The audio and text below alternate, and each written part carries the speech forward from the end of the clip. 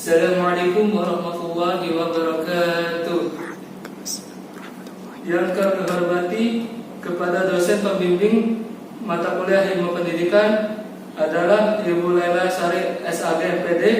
Yang kami hormati kepada penonton yang berada di mana saja. Pertama-tama, marilah kita panjatkan puja dan puji syukur kehadirat Allah SWT yang telah rahmat sehingga kita dapat berkumpul di ruang kelas ini. Salawat serta salam kita tercurahkan atau anugerahkan kepada junjungan kita baginda Nabi Agung yakni Nabi Muhammad SAW serta para keluarganya dan para sahabatnya. Semoga kita telah mendapatkan syafaat dari beliau. Amin amin ya rabbal alamin. Perkenalkan, nama saya Hafiz yang akan bertugas sebagai moderator sekaligus perwakilan dari kelompok 2 dalam diskusi materi sistem pendidikan Islam. Baik teman-teman, langsung saja kita mulai ke sesi yang pertama, adalah pembukaan.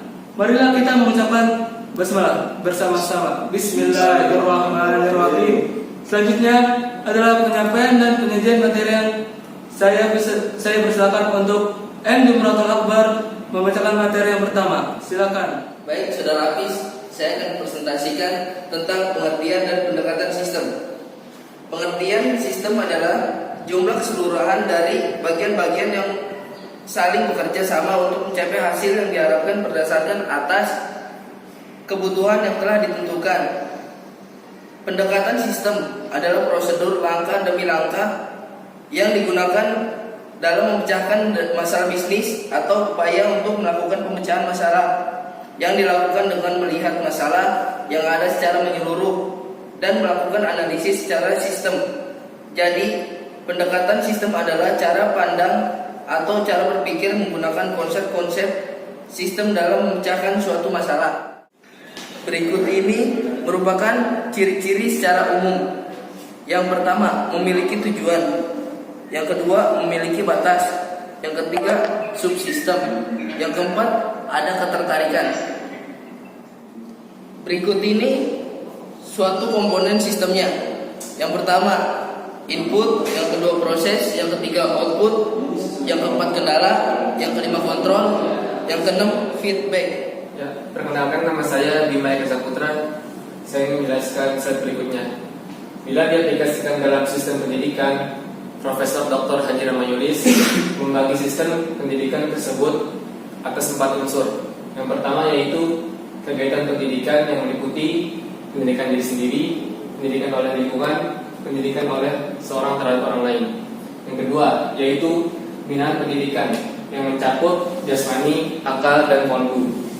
Kemudian yang ketiga, tempat pendidikan yang mencakup rumah tangga, sekolah, dan masyarakat.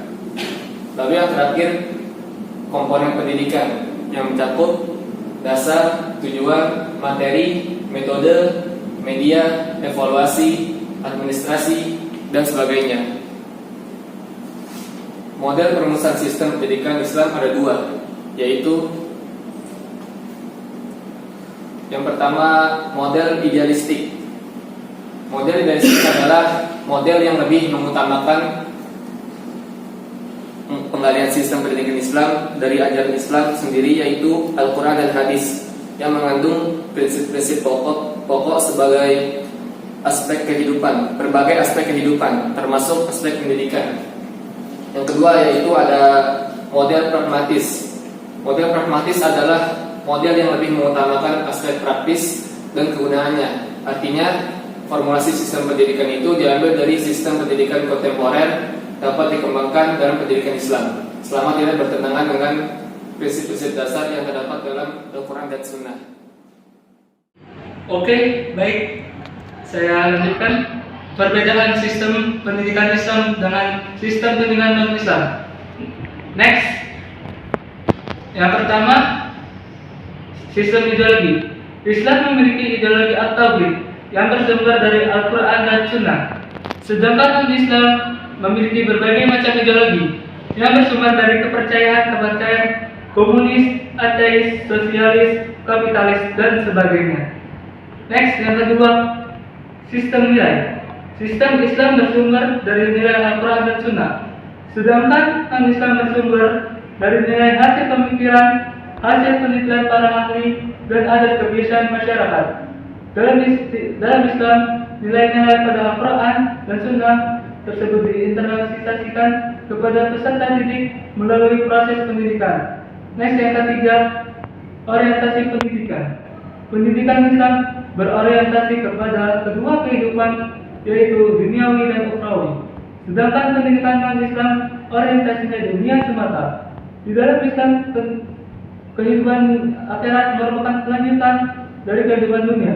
Bahkan suatu mutu kehidupan akhirat konsekuensi dari mutu kehidupan dunia. Demikianlah presentasi kelompok 2. Saya sebagai moderator mohon maaf atas kekurangan atau kekhilaafannya. Selanjutnya, mari kita mengucapkan hamdalah bersama-sama. Alhamdulillahirabbil alamin. Terima kasih. Wabillahi taufiq wal hidayah. Wassalamualaikum warahmatullahi